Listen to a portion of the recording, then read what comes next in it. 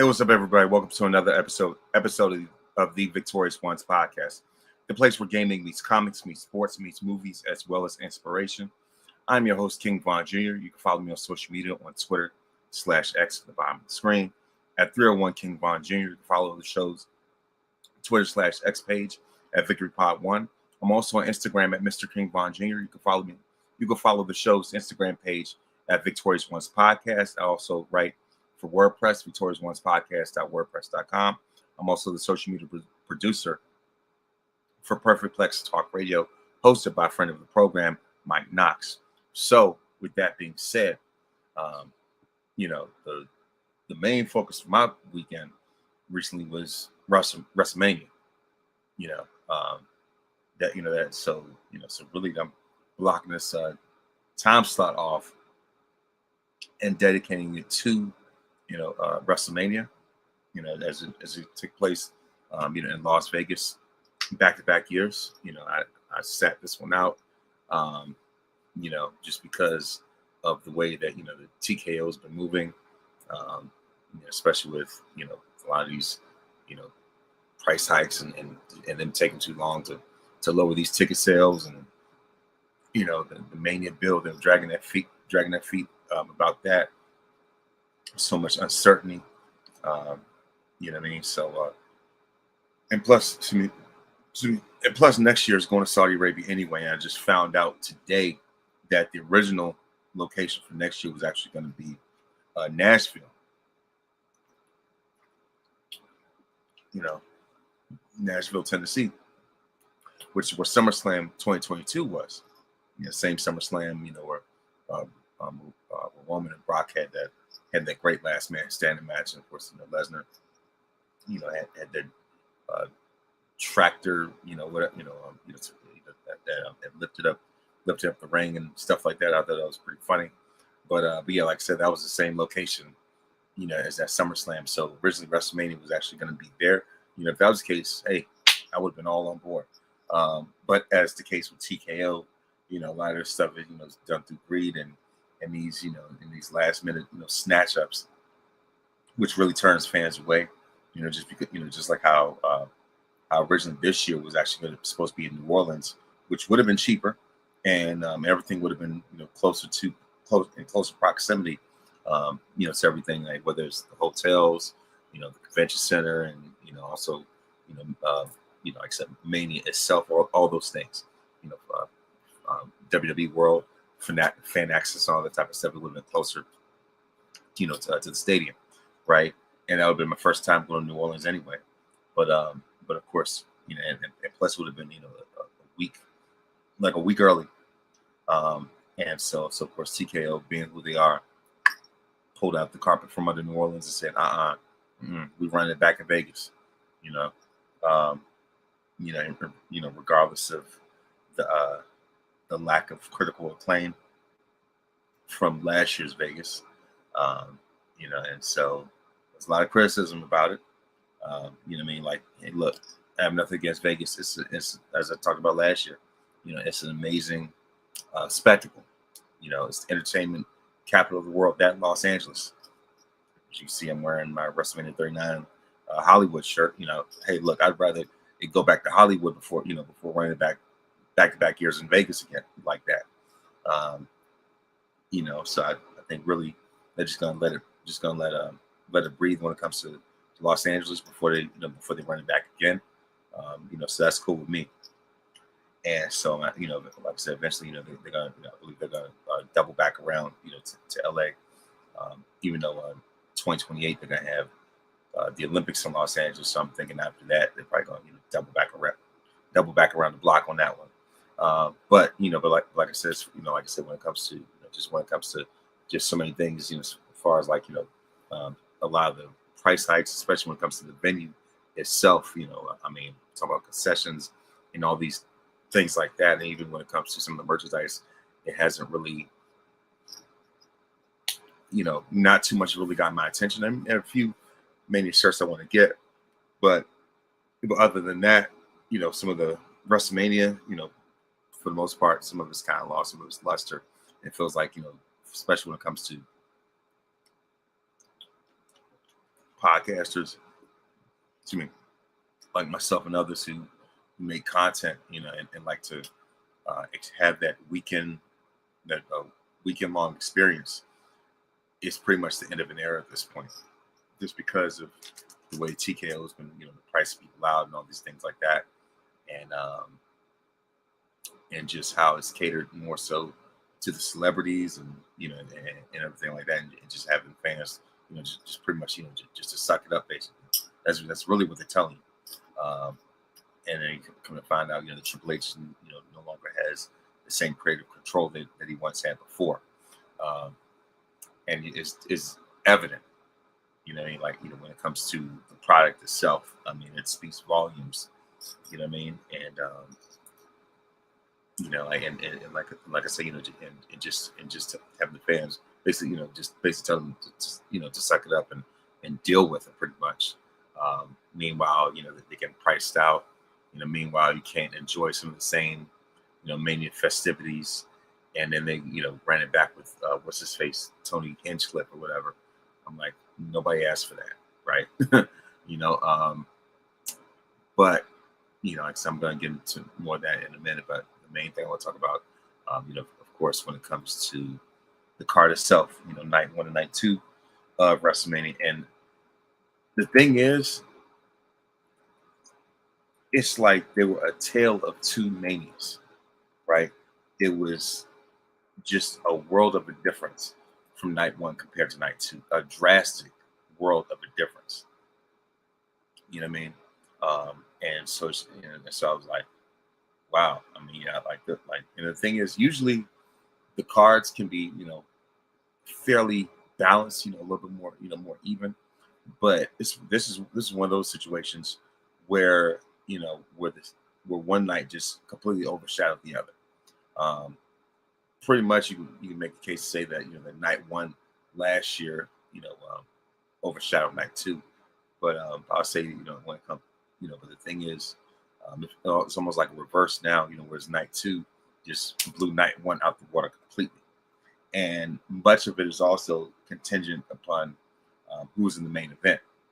Everybody talks, since Cody wants to call himself the QB1, but ever since ever since Mania 40, like after WrestleMania 40, when him and Roman have gone their separate ways, we really see who is who, right? And so Cody in the main event has delivered back-to-back stinkers. You know what I mean? Even not, I was glad that Cena won that 17th title, but it wasn't his best match, even certainly not by his own standards. So that was more of a character thing. Cena's whole thing was the wrong wrestling, so his character, was to make sure that match stunk up the place. And then of course Travis Scott, the Fiend man, who wasn't in Mania this year, but yeah, like I said, as far as like I said, when it comes to Cody versus Cena, look what happened with that. And then this year, once again, when it comes to Cody versus Orton, like it's just a copy and paste from replace one legend with the other. Same thing, and then you just just all just swap out. They just swap spots out, right? From Cena to Orton, from Travis Scott to to McAfee, and then Jelly Roll being added too. And so like I said, like that right there, bombed.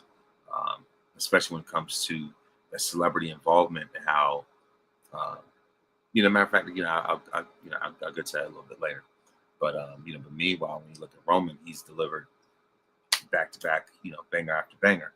Like I was outside of the Cody matches, and so we see who the real QB1 has been this whole time. So yeah, so that's that's really what it is. Saying a lot, but yeah, like I said, as far as night 1, of course, night 1 going to get into the card. So for night 1, we saw the unsanctioned match, Jacob Fatu versus Drew McIntyre. Match, match pretty nice. Jacob won, Samoa Werewolf won, and when I saw him with that camouflage, military, military camouflage, I was like, oh yeah, he came for war. You know what I mean? So it's like, Call of Duty, Samoan Warfare, pretty much. So yes, I was like, it was a pretty good match. And I did like the callback when they had the toe box, and and Drew 1-0 with it, because that was a callback to the Hell in a Cell match with CM Punk. Punk, of course, where Punk used that toolbox on Drew, and had him bleeding, had him busted open. You know what I mean? So, but yeah, like as far as this, Drew McIntyre certified, he's elevated, and his job right now is to elevate the next guy, and he did that with Jacob Fatu, right?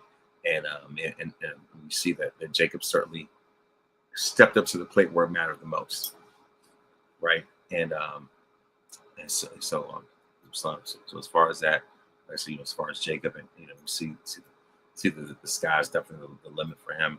And I'm going to talk about as far as like his interaction on Monday as well.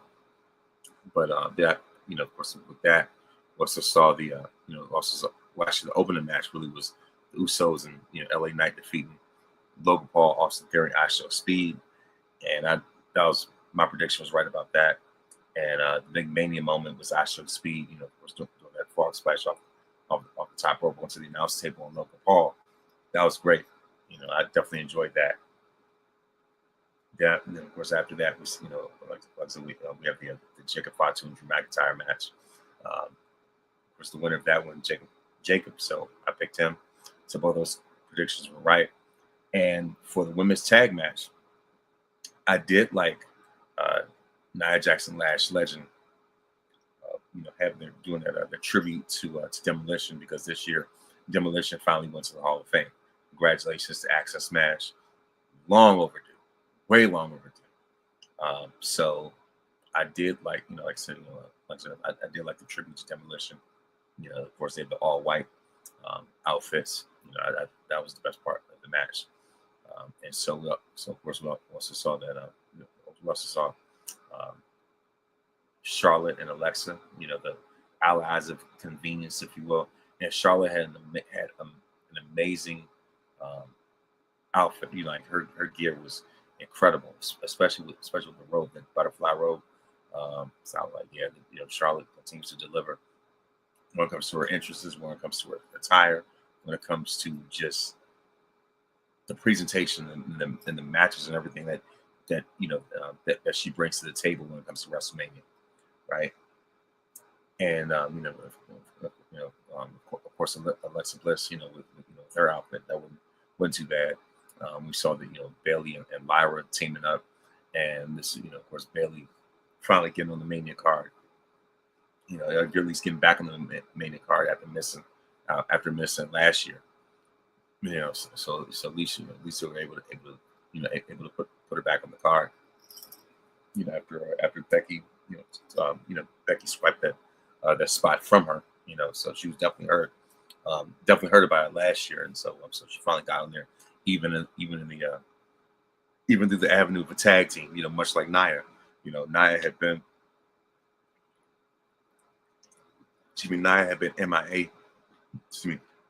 From the Mania card for a minute. So her way of getting back on was through a tag team. So nothing wrong with that as long as you're on the card, right? So and then of course we have the Bella Twins. Nikki was not medically cleared to compete. So instead, her replacement was the recently returning Paige, and that was a huge surprise right there. And we see that more of the Divas era is starting to make a comeback. And I don't know how to feel about that, but it is what it is, whatever. And so once I saw Paige, I was like, yeah, they can end up snatching titles off of Lash and Nia just for that.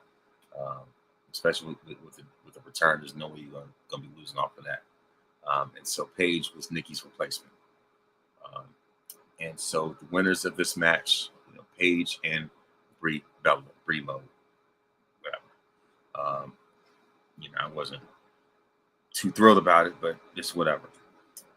As far as the women's Intercontinental Championship, we saw that Becky Lynch challenged AJ Lee, and Big Time Bex, the man, whatever you want to call her, she finally defeated AJ for the Women's Intercontinental Championship. It was about time because, there's no way that you keep dragging this out with Becky having this many consecutive losses like that.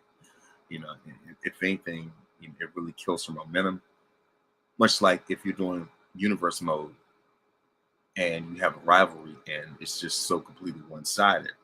So eventually it gets to a point where automatically, you find it end up getting scrapped, before you even know it.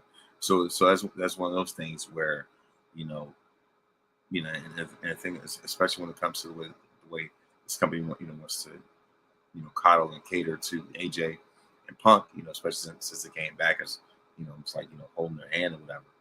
Um, so it's just like that. You don't want them to get carried too far, right? With this return tour, and just completely make a fool out of the woman who uh, helped carry this women's revolution, in the aftermath of AJ's departure, right? You know, like like to constantly have, one of the cornerstones of the women's revolution, one of the four horsewomen, constantly losing to someone, who's been gone for 10 years, who was a part of one of, if not the worst era of women's wrestling, um, and just to get embarrassed and make a fool out of like that. So it's just like, and plus, if anything, Becky's been, she's been wearing kid gloves pretty much, for the most part during this feud. And there have been plenty of occasions where she could have lit into AJ, but apparently backstage was like, nah, I'm just gonna let you, hold off on that, right?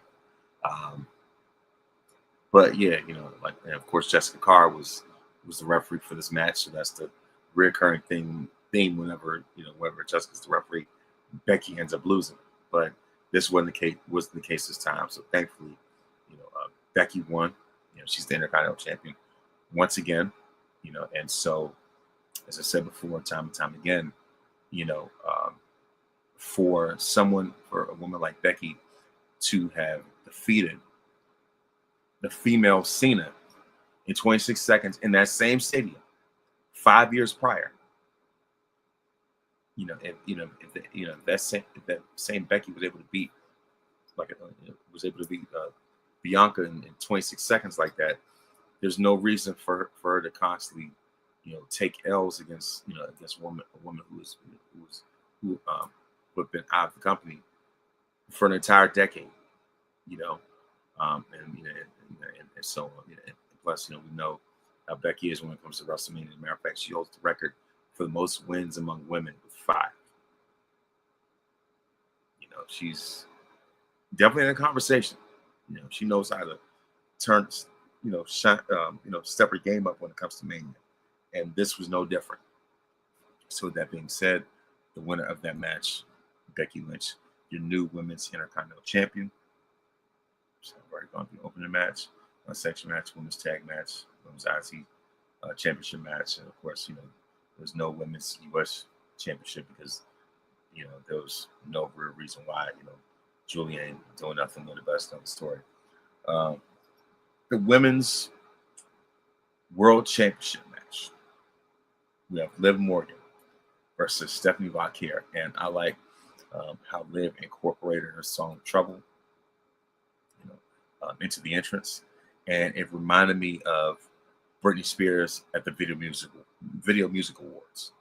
I think it was when she was performing "Oops, I Did It Again," and so Britney had the suit on, and eventually, like I said, of course, eventually, she took the suit off and had this, sort of flesh-colored outfit or whatever. It really blended. And so I was like, oh, I remember seeing that as a kid. I was like, wow. And so when I saw Liv do that, I said, all right, then, we're cooking with something.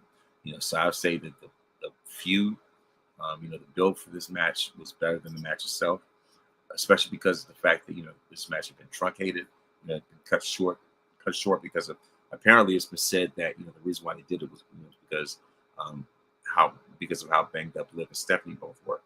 going into the match. I was like, oh, so they're doing it to save face. But other than that, like I say, other than that, of course, your winner and the new women's world champion, as I predicted, Liv Morgan. You know, and Liv is just naturally funny. She's just naturally hilarious, and it definitely showed. Showed in this promo. It shows in her character work. So and of course she's a Royal Rumble winner as well. So you might as well follow through with that. Best match of the night, without question, hands down, the Reign General Gunther versus Seth freaking Rollins. Gunther defeated Rollins by way of submission, and of course Seth Rollins, his outfit, his jacket, had a bunch of holes in it, had like smoke coming out of it, and he had these black contacts, like his eyes were all black. You know what I mean? I was like, oh man, almost remind you of how Gambit's eyes are all black, but yeah, he's got those red pupils. So that's pretty much how Seth's eyes look. I was like, oh yeah, and of course it was a shot to Seahawk because on Twitter he made a joke about it. He said that he said that that's how he thought that people would look, after they were drinking lean or whatever. I said, you know what, I kind of thought that too, but yeah, like I said, Seth had an excellent entrance. The match itself definitely delivered, and so as far as that, we saw the return of Braun Breaker. And so I was like, oh, and he definitely made a statement. And of course, that interference, of course, led to Gunther putting Seth to sleep. And so the Ring General is your winner. And so originally he was going to be facing Rey Mysterio, but by that point Rey wasn't cleared in time, and they had to do an audible. And so of course, who better as a replacement as an audible with Seth Rollins, one of the all-time greats. So since Gunther didn't have any legends to retire, he took that anger out on Rollins.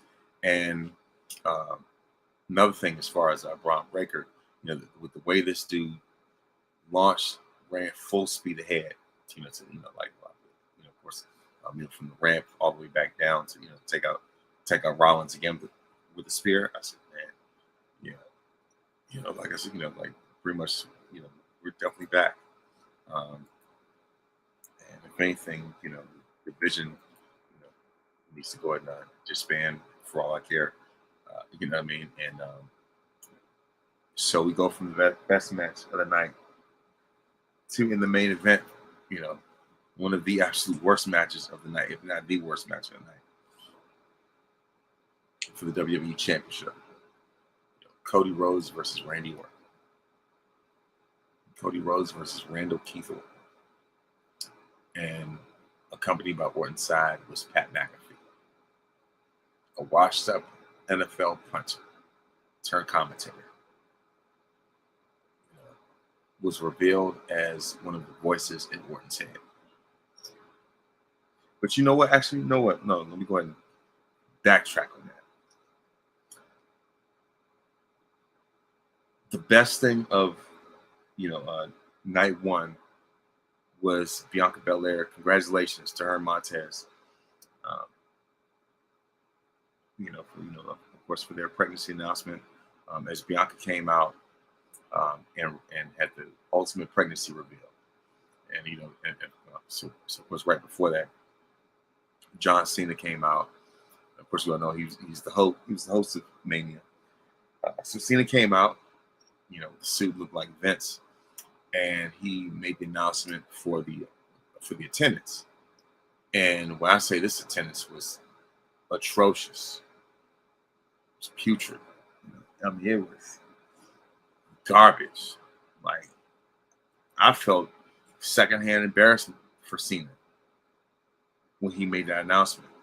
Within the 50,000 range, I said, nah.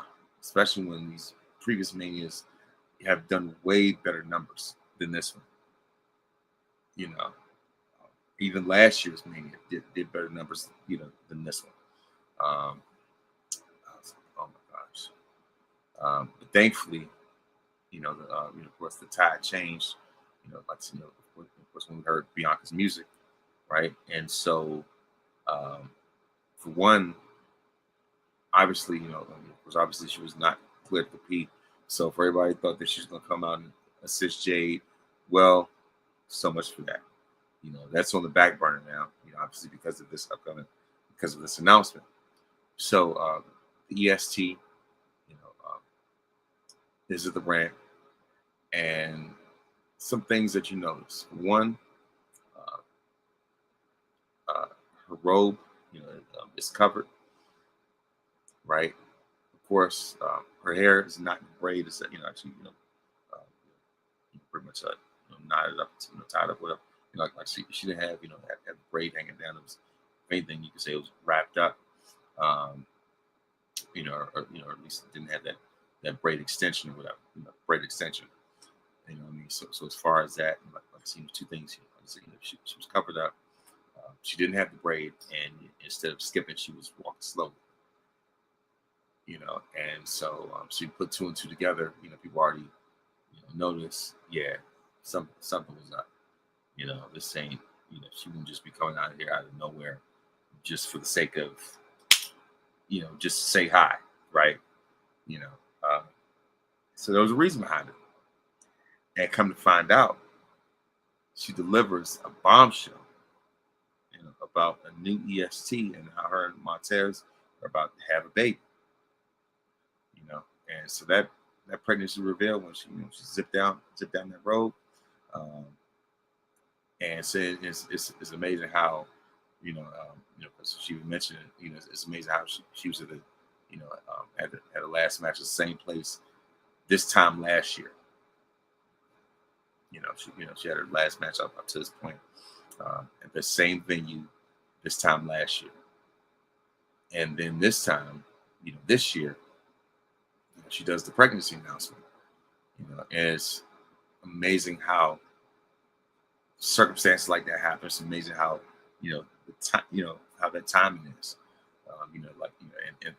And of course also, last year, her robe, was made of red roses. You it was open, and you could definitely see those abs, world class abs. This time, her robe, has blue roses, and it's zipped up and covered because she's got a baby belly. So instead of the abs, she traded in the abs for the baby belly. And she even had abs with even with the belly. That's insane. Like Bianca is unreal. Bianca is one of one in every way, shape, or form.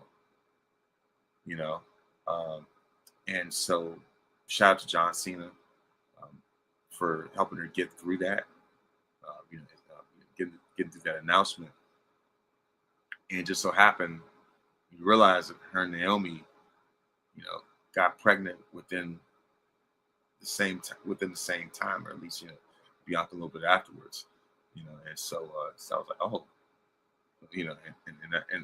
and of course there's a meme going around and show, of course, it showed Naomi's baby bump, and it showed Bianca at Mania, and they said, never have a triple threat match with never have a triple threat match with Rhea and Io, because look what happened. Bianca had a triple threat last year at WrestleMania with Io and Rhea, and look where she is now. At SummerSlam, Naomi had a triple threat with those same two. All it was, was just a copy paste, just swap out Bianca with Naomi. And of course, SummerSlam that was a triple threat with Naomi versus Rhea and Io. They both had triple threats with the same two opponents, and they both end up getting pregnant. I said, and people were saying the same thing about Asuka, right? So I think that was pretty funny. What I mean? And so it just so happened that that Bianca goes from having her last match up to date to to having the pregnancy reveal at that same location. So it was definitely, like I said, with the robe, that was definitely a callback, an homage, and whatnot. I see that. That's top notch. Reveal top notch announcement. You know, hey, congratulations. You know what I mean? And so yeah. So like I said, that was the palate cleanser before we got to what we got with this main event with Randy versus Cody. You know, and how this match has a 20-year history. You have wrestling families and nepotism, what have you. Legacy. The group's called Legacy. The group was called Legacy, of course. You know, it's funny how people want to give Roman a hard time for his nepotism, but yet turn a blind eye when it comes to when it comes to Cody or anybody else, or Orton, whatever. You know what I mean? So they want to wave that in Roman's face, but yet Roman's dad was never a world champion. Cody's was. So let's keep the same energy with that. But I digress. 20-year feud. Or rather, 20-year story. For you to finish, and ends up getting squandered and wasted on celebrities. And so before the match even started, the focus was the celebrities, McAfee and Jelly Roll. And Jelly Roll, had an elbow on Pat, on Pat through the announce table, and so after that, of course we just, of course we continue, with our regularly scheduled program, and it's like that match never really kicked into second gear, and it was very surprising and disappointing, from an Orton standpoint, and certainly from a Cody standpoint, or rather just, and of course we saw, saw Orton, get busted open, show color, if you will, and we saw them, of course, use their own moves against each other, things like that, and so after the referee goes down, you see that Orton, was about to go for the pin, whatever, and of course we saw Pat McAfee come back out as the referee, and saw that McAfee had the neck brace, and so Orton was really hearing the voices loud and clear, and eventually he ends up giving McAfee the RKO, and so and actually also there's some callbacks even from last year's match, not just with the celebrities, but even when Orton tried to get Cody down there, only for Cody to block it. I was like, oh yeah, so he clearly learned his lesson from last year with Cena. So yeah, so as far as that, the winner of this match, of course, still your WWE champion, the American Nightmare Cody Rhodes. Only for Orton, to attack him afterwards, and hit him with the belt, and then of course with the pump kick, and so that's how night one of WrestleMania went off the air. It felt like another episode of Raw with the way it ended. It felt like one of those, to be continued, stay tuned type of things. And Mania is usually, where rivalries are concluded, where storylines are concluded, have concluded. But that wasn't the case this time. So because of that, because of the way that this main event went to bed, it definitely loses, quite a number of points, right?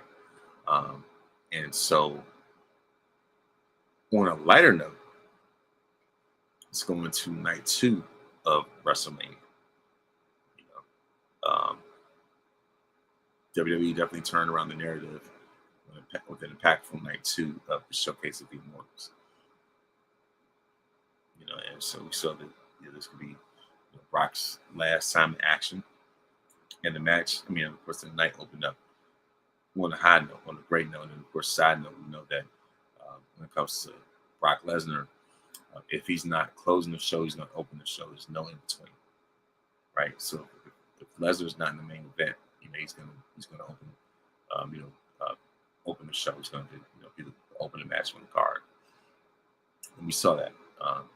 So we said it was a clash of two titans, Obafemi, of course, Obafemi versus Brock Lesnar, and so it was like watching Hulk versus Doomsday.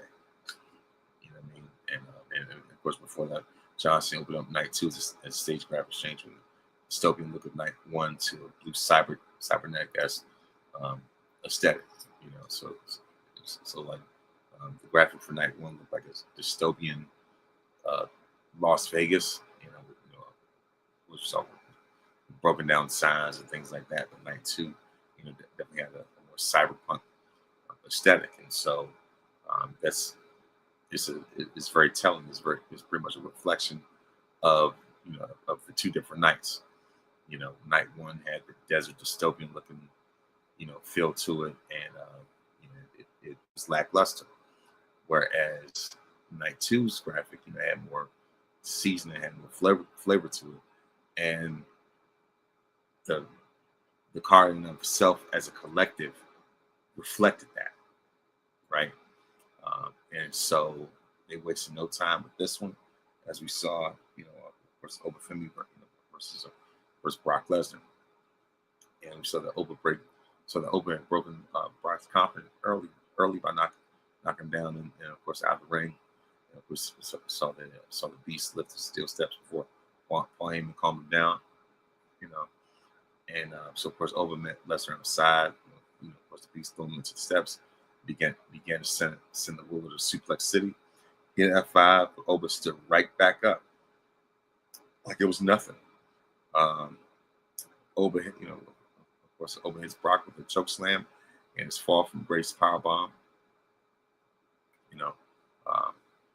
And that, of course, that's ultimately is what put Lesnar away.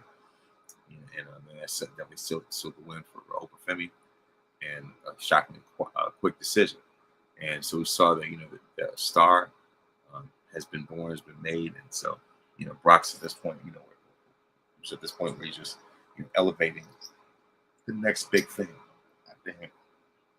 And it's been said that if Brock likes you, he'll work with you. If Brock sees something in you, Isaiah Thomas pisses game. But anyway, the side note, like I said, Brock's the type that if he sees you, if he sees that you could break, if he sees money on you, then he will go out of his way to bring the best out of you. If Brock sees that you are what's best for business, so be it. So you definitely acknowledge that, with a performance like this. And so for Oba to win, and the way he won, is a huge exclamation point. So afterwards, a surprise Femi went up to the ring while Lesnar left his gloves and boots in the ring, indicating that was the end of his career. And I like how Oba, almost looked like he was taking off an imaginary cowboy hat, and of course, tipping off to Lesnar as a way of saying thank you. And so it's definitely perfect for Femi. So he in fact we showcased that he is the next big monster at WWE. And as I said before, Brock, found a way to make him look unstoppable, completely, absolutely unstoppable, undeniable. So if anything, Brock knows ball. And a win like this is definitely what Mania is all about. So the ruler himself, when he walks out as the bigger star than he already was than he'd ever been before. And so, of course, he was the clearest rising star in the business. Match itself, straight to the point, pretty simple. So the best thing possible for Lesnar at this age and stage of his career, he didn't need to do anything more. You know, Rock's already an all-time great. You know, so when it comes to when it comes to being a 10-time world champion, constantly in the main event scene, you know, all throughout your career.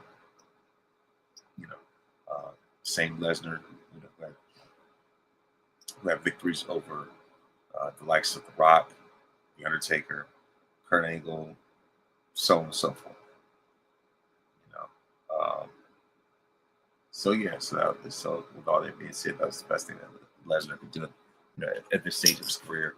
And then, of course, later on, we know that Lesnar was the one that sent John Cena to Suplex City. And, actually, before that, he was the one that broke Taker's streak, and right after that, sent Cena to Suplex City and became the undisputed champion. Spilled over to his feud with Roman Reigns, and so on and so forth. So yeah, so with that being said, that's why this win was so important. Because Oba, was face to face with history, and he certainly delivered. And so yeah, we'll see that Oba's going to have more competitive matches on his way to the world title. And so it's definitely a great send off for Lesnar. So he, of course, he put his gloves and his boots in the ring. Of course, even though there's speculation, that he could be retired by Gunther at SummerSlam, but clearly there's no point to prolong it either. And so as far as that, we're not saying that Gunther needs the rub. It's just that Femi deserved that spotlight more as the man ended Brock's career. So so that's the biggest claim to fame. So yeah, like I said, that was an exciting match, entertaining match. We have the Intercontinental Championship ladder match. We have, of course, Penta, Dragon Lee, Javon Evans, of course, Rusev, and of course, Rey Mysterio as well. And so the winner of this match is still your Intercontinental Champion, Penta. And of course, even though guys like Javon, had an amazing spot in that match, especially you doing that RKO off the ladder. I said, he caught him perfectly too. So yeah, we in for a ride, definitely in for a treat. So with that being said, of course, the winner of this match, the winner of this match was Penta to retain the Intercontinental Championship. So it's definitely an excellent match. Then after that, we have the United States Championship. Of course, Trick Williams, accompanied by Lil Yachty, versus Sami Zayn. Whip that trick, baby, whip that trick. And I like the that road trail. That was that was at the end of that trail that was at the end of Trick's coat. It looked like a CVS receipt. It looked like a receipt from CVS. I thought that was funny. And so this is clearly the right call. And for Trick to become the United States champion, he is the now and future of the company and the business. It was great to see Trick's parents, celebrating alongside him at ringside. And I will say that Lil Yachty's intro was hilarious. But yeah, so of course, Trick Willie Dynamite, ends up winning with not just one, but two, trick shots. And so Trick continues to build his resume. As far as whether it's NXT, the NXT North American Championship, the NXT Championship itself, the TNA Championship, and now on the main roster, you are a United States champion. So again, of course, Sami Zayn was setting up a transitional championship reign from the time that he thrown Carmelo Hayes. So the result was no surprise. It was obviously the right move. It was more so passing the torch. And I had no problem with it. So the winner of this match, Trick defeated Sami Zayn by pinfall to become the new United States champion. Then we have street fight, Fiend Balor, the Demon Finn Balor versus Dominic Mysterio. And I did like, of course, a very dominant entrance. But we saw the return of the Demon Finn Balor, and he did not disappoint at all whatsoever. And this was Finn's way of losing. Of course, Finn's way of losing it. Of course, at WrestleMania 39 3 years ago against Edge. So we definitely saw that redemption arc for Finn Balor, and he defeated, defeated Dominic with pinfall, including Brock, and they were going, pretty much all out, especially, of course, with the tables being brought in, so you already know that, that was going to break anyway. And then, of course, with the women's WWE Women's Championship, Jade Cargill versus Rhea Ripley. When I saw Jade come out first, I already had a clue. I was like, she about to lose this title. She about to drop this belt. But she looked great in the entrance doing so. That was definitely something that was very much out of the box. But hey, it still looked great. And this has been Jade's finest performance, I think, all together, even including AEW. This has been, Jade's defining moment, defining match, up to this point. Especially with all the mudslinging that her and Rhea did online. And so the thing is, I wish we would have kept that same energy and applied it to, really, I wish it would have kept the same energy and applied it to the product, right? So that definitely would have been making more money. And so, like I said, Jade, showed what she's truly capable of. And like I said, it definitely showed in that match. Even though the winner ended up being Rhea Ripley, of course, because of Io distracting Jade, even though of course, even though Jade had BFAB and Michin, but in the end, of course, Rhea ends up winning, gets the last laugh, and I did like, the other Cena, to be explained, we saw the other Cena tennis announcement as the Miz came out and interrupted him, only for Danhausen to come out and interrupt the Miz, and was just completely trolling him. I was like, yeah. And so Cena announced the official attendance of night 2 of WrestleMania, 55,255, 5,000 more than night 1. Still not a badge of honor, but night 2, once again, clearly shows that shows that it's cleared night 1, and so that was the palate cleanser. As last but not least, it was time to get down to business. The Tribal Chief OTC Roman Reigns versus the self-proclaimed best in the world CM Punk for the World Heavyweight Championship, and this feud has been 12 to 13 years. Pretty much, so it was on. So this feud was pretty much, if anything, roughly 12 years in the making.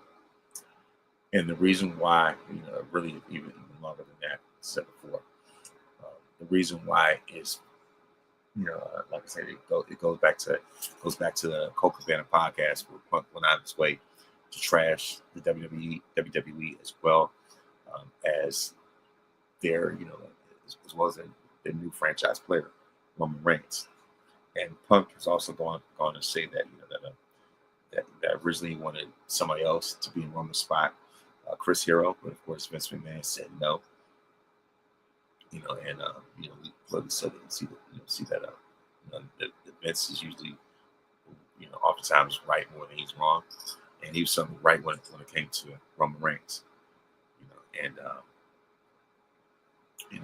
so if anything, Punk was airing out grievances, And even with these promos, he was the same IWC talking points and things like that. So um, I like how I like when when they brought back uh, Roman's it was what says the head of the table interest music. They had a symphony orchestra and everything. I was like, oh yeah, he's ready for it. They ain't no way they're gonna have him lose like this. And so of course, CM Punk, came out with his white satin jacket, and of course you saw the picture of his dog Larry. So that was a tribute, and also on the sleeve, what paid tribute to some of the guys that worked backstage in WWE that passed away. So as far as that, it was pretty cool. And so of course, initially, Roman was looking for ways to. I mean, Punk was was getting inside of Roman's head, trolling him, and things like that. And so I just waiting for Roman to kick in the second gear, and that he did. And you know, of course, they use each other's finishers, and like I say, they just let chaos ensue. And of course, I did like like a spot where Roman had Punk hanging upside down, and Roman was outside where the apron was, and he hits Punk with multiple Superman punches. I said, "Oh yeah, this is yeah, definitely like I said, this is just anger, this is hate that's been built up for a long time." And like I said, uh, they use each other's finisher. And it was like Roman was mic'd up and talked about how he was going to put Punk to sleep. I said, "Yeah, this is definitely what I'm looking for." And so,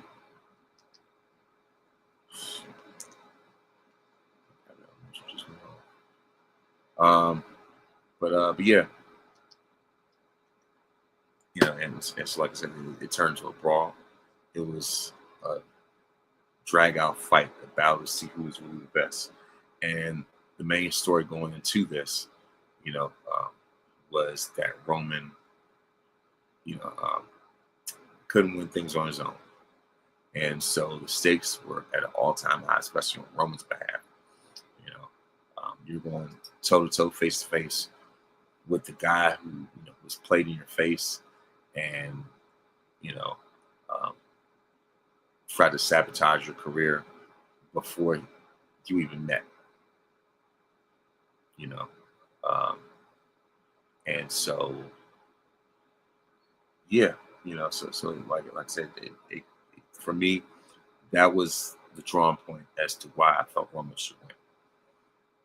Especially when you're going face to face with the guy that wanted, his Ring of Honor, whatever BFF in the Shield, and he's probably feeling some type of way, because Roman got in there, he succeeded, and then went on to have a stellar career in of himself. So all those stories, lined up in one. You know what I mean?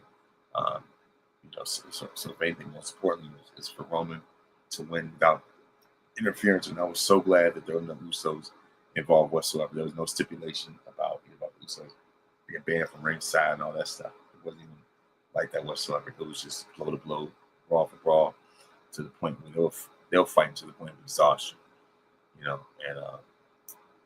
how those point, of course, there was a point where Punk, so worn down, that he could barely uh, pick Roman up for the GTS. And throughout the match, like I said, there were spots where Roman, this was his way of showing Punk, like, look, you can't troll me with separate succotash no more. Roman has come a long, long way. And unfortunately, there are people who still, hold that, 2015 version, of Roman, still holding to that point of his career, you know. And the thing is, even in life, there are people like that, people who hold on to a certain image of you, of where you were at a different place in time. But Roman has grown out of that from a character standpoint, from mic standpoint, ring standpoint, business standpoint, all those things. And so this is just proving ground, to show that to Punk, you know, um, it's pretty much Roman's way of saying I'm not the same dude that that you got off on for trolling. You know what I mean? So I was like, yeah. So yeah, so of course, uh, you know, Punk even brought up the anaconda bite, so you know that he was, he was desperate. You know what I mean? So I was like, oh, yeah, they would bring on everything, all the stops. And so, so of course, eventually, you know, Punk even hits Roman with a low blow. Still wasn't enough. Let's see, Roman still couldn't be, couldn't be brought down. And then when I saw Punk run that move follow, I said, yeah, he about to lose. And sure enough, he did. And so it's like I said, they'll just, if anything, they're just worn out. Especially after Superman punching after spear or whatever. And the thing about it is that Roman couldn't beat Punk with one spear, and so eventually Roman ends up in the ropes back and forth and taking Punk down with that spear like a super spear for the 1, 2, 3, and it was a callback to when Roman defeated the Undertaker at WrestleMania 33 back in 2017. And so if you play them side by side, Roman did the exact same spear. This time was CM Punk. I mean, that match was truly cinema in more ways than one. To the point we have to contemplate and decide where it ranks among the greatest main events of all time. And then many people put it in the top 5. I wouldn't mind doing that myself either. And so this was also, Roman's 11th main event.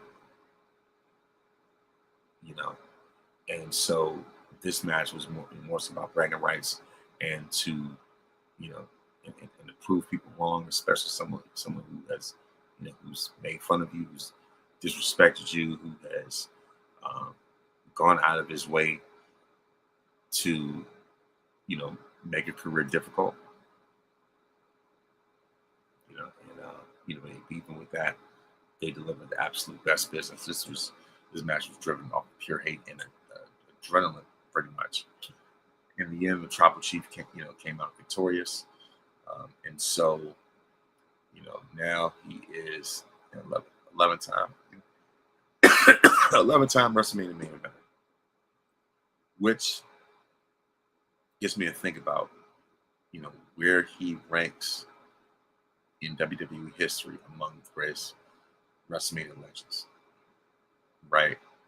So you have Undertaker, Shawn Michaels, I say Hogan, then Roman. If not, Austin or Cena, then Roman. But I'll say that objectively Roman is in that category. He's in that upper echelon, top tier. And he has consistently delivered banger after banger, classic after classic, all-time greats. Just like when I did, like I said, just like when I did my WrestleMania tiers list. What I mean? Just recently, like last week. Just like when I did my WrestleMania tiers list last week. And Roman's career is so diverse. It's like to the point where even on that tiers list, it his matches cover all spectrums, whether it's the S tier, the upper echelon, or or the D tier. You know what I mean? And so even with that, the good far outweighs the bad. You know what I mean? Like when it comes to Roman. So like I said, he's come a long way. His growth, speaks volumes.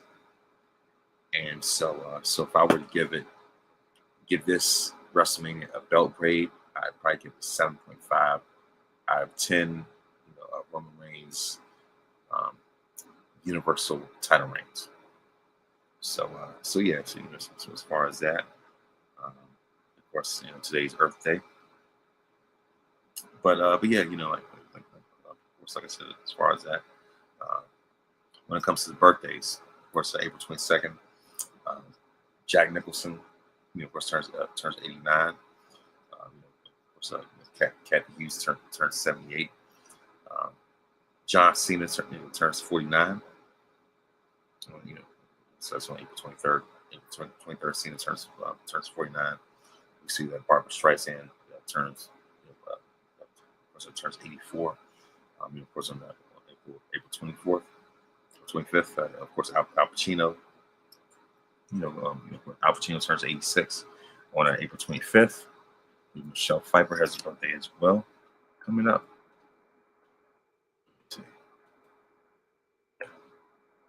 As a matter of fact, April 29th, Michelle Pfeiffer's birthday. But yeah, like I said, of course, Al Pacino, April 25th, turned 86. And of course, Tim Duncan turns 50 on April 25th. You have Giancarlo Esposito, celebrating birthday on April 26th. Of course, turns 68. Iceman George Gervin, turns 74 on April 27th. Michelle Pfeiffer, turns 68 on April 29th. Of course, Holly Morris from Fox 5 turns 55, formerly from Fox 5 turns 55. And of course, basketball legend Isaiah Thomas on April 30th turns 65. And so of course, that's it for the birthdays. And before I go, I would like to give a word of wisdom. And and so that word of wisdom is that Jesus calls you to carry your own cross, but the small cross that you carry is nothing in comparison to the cross that Jesus carried for you. God has allowed us to live. My brother said Mania 42 is going to be well. I didn't lie. I thought it was going to be, but as far as that, like I said, it definitely fell short of certain expectations. So as far as that's concerned, night one, definitely brought it down. But yeah, so as far as that, like I said, like I said, as far as my word of wisdom, it's like I said, the thing is, God has given us the grace and allowed us to live a life that we did not deserve, because Jesus died a death that he did not deserve, on our behalf. So that's my word of wisdom. And always remember that you think Mania should be a one-night show. Do I think Mania should be a one-night show? No, I think they should still keep the two-night format, just so that the rest of the roster could really showcase what they have to offer. So as far as that's concerned, I will still keep it 2 nights, and also just because, and also for the sake of not having one long-winded Mania, because Mania 35 was forever, and so and because of that, it led to a lot of complications, and so that's why they split it into 2, so you can have 2 main events. So as far as the 2-night format, let's keep it going. So that's what it is, and once again, also, like I said, always remember that you are victorious because greater is He that is in you than he that's in the world. We put God in first place. You don't have to worry about being in last place. Please make sure to listen to this podcast on iTunes, Spotify, Google Podcasts, or anywhere else that you download content. I'm also on YouTube, on youtube.com/@VonRestVirginia. Please make sure to like and subscribe for more great content. And thank you very much for watching, and thank you very much for listening. And may this day be the absolute very best day of your life.